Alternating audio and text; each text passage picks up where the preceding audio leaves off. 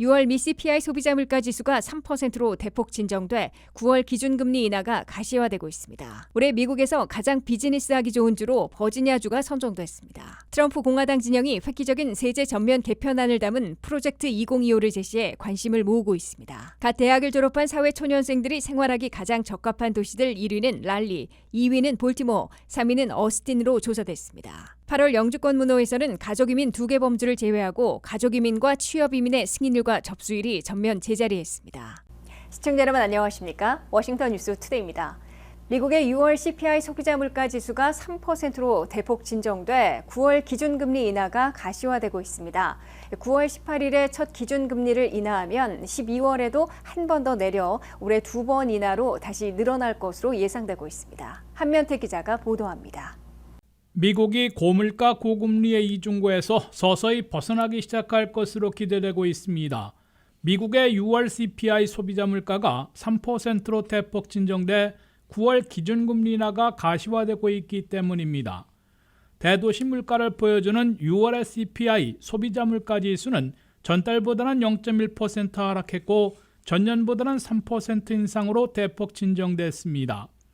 월간 CPI가 0.1% 하락한 것은 2020년 5월 1일에 4년여 만에 처음 떨어진 겁니다. 연간 3% 인상은 5월에 3.3%에서 큰 폭으로 진정된 것이자 3년여 만에 최저치를 기록한 겁니다.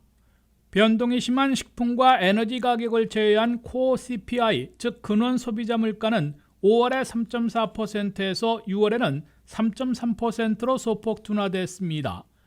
이에 따라 미국의 CPI 소비자 물가는 올 들어 1월부터 3월까지 매달 오르다가 4월부터 6월까지는 매달 진정된 것으로 나타났습니다.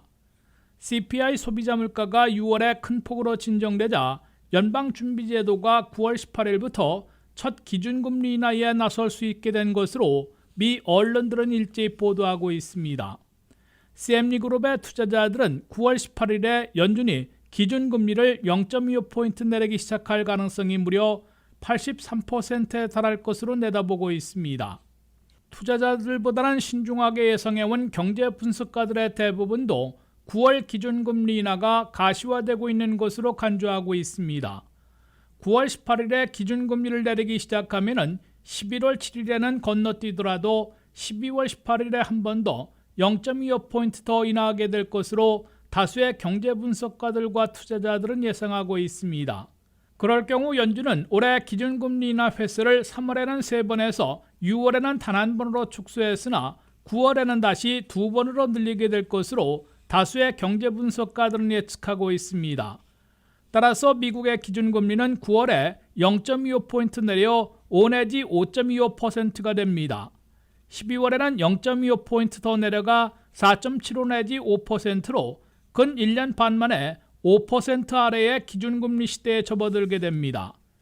기준금리가 인하되면 직접 연동된 에퀴티로는 물론이고 간접으로 연계된 신용카드 APR, 주택모기지 이자율 등 각종 이자율도 일제히 내리기 시작할 것으로 보여 이중고에서 완화되는 미국민 소비와 주택시장까지 촉진하게 될 것으로 기대되고 있습니다. WKTV 뉴스 한면택입니다. 올해 미국에서 가장 비즈니스하기 좋은 주로 버지니아주가 선정됐습니다. CNBC가 발표한 연구 보고서에 따르면 버지니아는 노동력, 사회 인프라, 지역 경제, 삶의 질, 사업 비용, 기술과 혁신, 비즈니스 친화도, 자본 조달, 생활비 등에서 높은 점수를 받아 올해 최고의 비즈니스 친화적인 주 1위를 차지했습니다. 안혜린 기자가 보도합니다. 버지니아가 CNBC의 연간 주 경쟁력 순위에서 미국 최고의 교육 시스템과 정책을 갖춘 2024년 미국 최고의 비즈니스주로 선정되었습니다. 버지니아는 새로운 시설을 건설하는데 수십억 달러의 연방 자금이 소요되는 미국에서 세 번째로 좋은 인프라를 제공했습니다. CNBC 연구에서 버지니아는 인프라와 인력, 경제, 삶의 질, 사업 수행 비용, 기술 및 혁신, 비즈니스 친화성과 교육, 자본 접근성, 생활비 순으로 높은 점수를 받았습니다. 하루 운전거리 반경 안에 1억 2,100만 명이 거주하는 버지니아는 미국에서 가장 접근성이 좋은 주 중 하나이며 전 세계 인터넷 트래픽의 약 70%가 데이터 센터가 집중되어 있는 북부 버지니아를 통해 흐르고 있습니다. 또한 빠른 구축을 원하는 기업을 위해 풍부한 부지를 제공해주고 있습니다. 주의 경제개발부서는 수십 개의 부지와 유틸리티 및 인프라가 18개월 이내에 마련될 수 있다고 약속하고 있습니다. 또한 버지니아의 가장 큰 경쟁력 중 하나는 CNBC 조사에서 전국 1위를 차지한 교육 시스템입니다. 버지니아는 풍부한 고등교육 기회를 제공해 고등교육에 대한 주 정부 지원은 지난 5년간 꾸준하게 28% 증가했습니다. K-12 수준에서 전국에서 가장 개별화된 K-12 교육을 제공하고 있으며 작년 교사당 평균 10.9명의 학생이 수업을 받고 있습니다. 이는 확실한 시험 점수로 나타나고 있습니다. 또 다른 하나는 세금 관련으로 세금을 올리거나 내리지 않는 안을 승인했습니다. 높은 사업 비용은 버지니아의 가장 큰 약점이지만 세금에 대한 경계를 유지한 것이 도움이 되었습니다. 사업하기 좋은 주 2위로는 노스캐롤라이나로 버지니아와 총점 3점밖에 차이가 나지 않지만 인프라 부문에서 뒤처져 있습니다. 3위는 텍사스로 교육받은 근로자가 계속해서 주에 유입되면서 미국 최고의 인력을 자랑하고 있습니다. 그러나 텍사스에는 전력망 문제가 있고 현장 준비 프로그램이 없어 인프라 부문에서 떨어졌습니다. 조지아는 세계에서 가장 분주한 공항을 포함한 뛰어난 인프라를 바탕으로 지난해와 마찬가지로 4위를 차지했습니다. 올해 가장 발전된 주는 엘라베마주로 22계단 상승해 전체 20위를 기록했습니다. 순이주가 크게 증가하고 근로자 교육 프로그램의 성과가 향상되면서 인력 순위가 크게 상승하여 작년 44위에서 공동 3위인 24위로 올라갔습니다. WKTV 뉴스 안혜린입니다. 트럼프 공화당이 획기적인 세제 전면 개편안을 담은 프로젝트 2025를 제시해 관심을 집중시키고 있습니다. 현행 7개의 납세 계층을 단 2개로 줄이는 개편안을 담고 있어 이 복잡한 세법의 간소화로 효율을 높일 수 있지만 중산층과 저소득층의 대다수는 세금이 대폭 늘어나 의회 승인이 쉽지 않을 것이라는 지적을 받고 있습니다. 재집권이 가시화되고 있는 것으로 보이는 도널드 트럼프 전 대통령이 다음 주 전당대회에서 차기 공화당 대통령 후보로 공식 선출되는 순간을 맞고 있는 데 맞춰 재집권 시 추진할 프로젝트 2025를 선보이고 있습니다. 워싱턴의 보수적인 싱크탱크인 헤리티지 재단에서 마련한 900쪽의 프로젝트 2025는 아직 트럼프 후보의 공식 정책 공약으로 채택된 것은 아니지만 공화당 진영에서 공감대를 반영해 마련한 것으로 간주되고 있습니다. 프로젝트 2025에서는 연방제도의 획기적인 변화를 추구하려고 제안하고 있습니다. 특히 세법을 전면 개편하는 내용을 담고 있어 미국민 개인들과 사업체, 회사들의 지대한 관심을 불러일으키고 있습니다. 프로젝트 2025에서는 현재 7단계로 되어 있는 납세 계층을 단 2개로 축소하자는 방안을 제시하고 있습니다. 현재는 10%, 12%, 22%, 24%, 32%, 35%, 37%로 되어 있는 7단계 납세 비율을 15%와 30%, 단 2개 납세 계층으로 간소화하자는 방안입니다. 연 가구 소득이 16만 8천 달러를 기준으로 그 이하이면 15%의 단일 세율을 적용하고 그 이상이면 30%를 일괄 적용한다는 방안입니다. 프로젝트 2025는 이와 함께 차일드 텍스 크레딧을 포함한 모든 텍스 크레딧, 디덕션 등 세액 공제를 폐지하도록 하고 있습니다. 이어 프로젝트 2025에서는 법인세를 현재의 21%에서 18%로 더 낮추자고 제안하고 있습니다.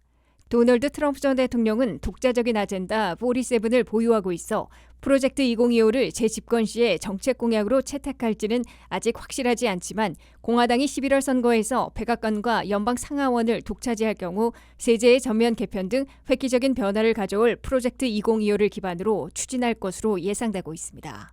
그래서인지 벌써부터 프로젝트 2025를 시행할 경우 미국 납세자들의 대다수를 차지하고 있는 중산층과 저소득층의 세금을 대폭 올리게 될 것이라는 비판론이 거세지고 있습니다.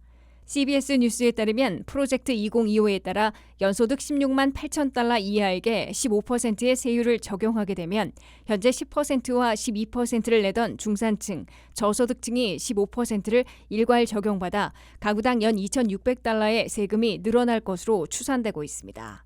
더욱이 부양 자녀에게 세제 혜택을 주는 차일드 텍스 크레딧을 폐지할 경우 자녀 2명을 둔 4인 가구에서 중산층과 저소득층은 세금이 무려 6,600달러나 급증하게 될 것으로 계산되고 있습니다. 반면 연소득 500만 달러를 버는 고소득층은 32만 5천 달러의 새로운 감세 혜택을 보게 될 것으로 나타났습니다. 중산층과 저소득층의 세금이 2,600달러 내지 6,600달러나 급증하는 제도는 의회에서 승인받기 어려울 것으로 보여 트럼프 공화당도 재집권 시 대폭 수정에 추진할 것으로 예상되고 있습니다. 대학을 갓 졸업한 사회 초년생들이 취업하고 생활하기 가장 적합한 도시들로 노스캐롤라이나 랄리, 메릴랜드 볼티모어, 텍사스 어스틴 등이 꼽혔습니다. 4위는 조지아 애틀란타, 5위는 노스캐롤라이나 샬로츠, 6위는 뉴욕시로 나타났습니다. 김미연 기자가 보도합니다. 대학을 갓 졸업한 젊은 층은 독립된 사회인으로 첫 발을 내딛기 위해선 좋은 일자리를 찾아 취업해야 하고 자신의 연봉으로 주거비와 생활비를 충당할 수 있는지를 점검해야 합니다. 취업할 일자리가 많고 주거비와 생활비는 저렴한 지역들이 초보 사회인들에게 가장 적합한 도시들로 선정됐습니다. CBS 뉴스에 따르면 미 전역에서 갓 대학을 졸업한 젊은 층에게 가장 적합한 도시 1위는 노스캐롤라이나 랄리로 꼽혔습니다. 2위는 메릴랜드 볼티모어, 3위는 텍사스 주도인 어스틴이 선정됐습니다. 4위는 조지아 애틀란타, 5위는 노스캐롤라이나 샬로트, 6위는 뉴욕시가 차지했습니다.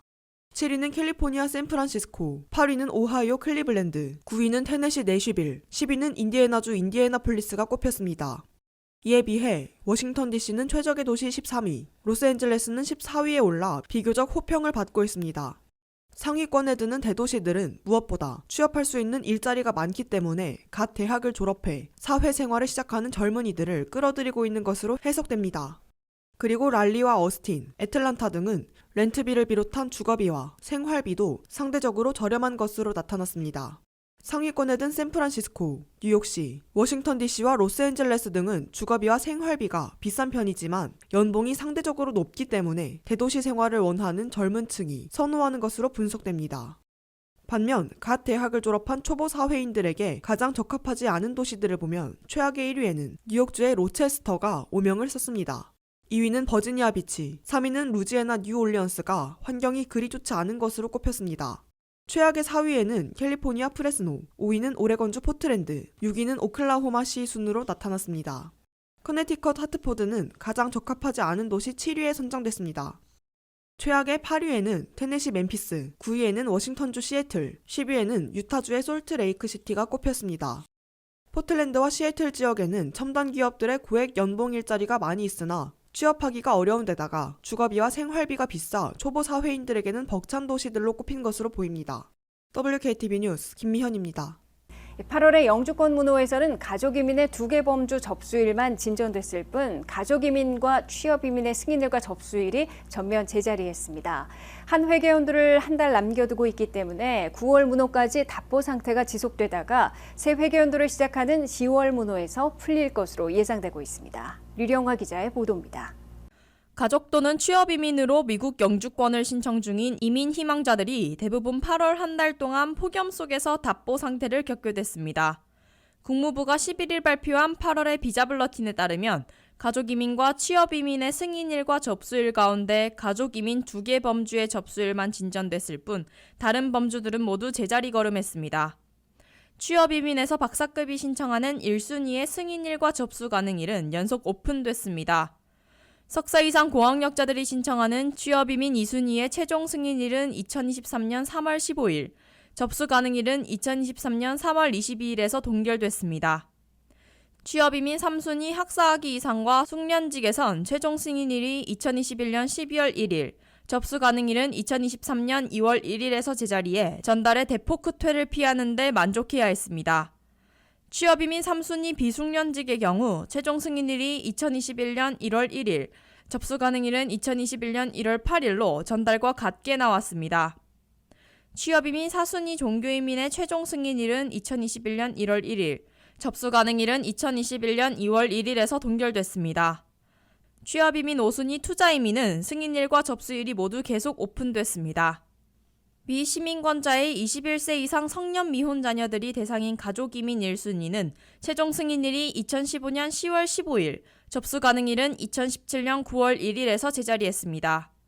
영주권자의 배우자와 미성년자들이 대상인 2A 순위의 최종 승인일은 2021년 11월 15일에서 동결된 반면 접수 가능일은 2024년 6월 15일로 7개월 보름이나 진전됐습니다.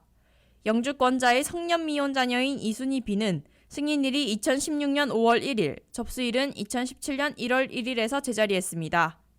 시민권자의 기혼 자녀인 3순위는 승인일이 2010년 4월 1일에서 동결된 반면 접수일은 2011년 1월 1일로 3개월 나아갔습니다. 시민권자의 형제자매 초창인 4순위는 승인일이 2007년 8월 1일, 접수일은 2008년 3월 1일에서 동결됐습니다.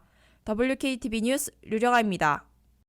이상으로 워싱턴 뉴스투데이를 마치겠습니다. 시청해주신 여러분 고맙습니다.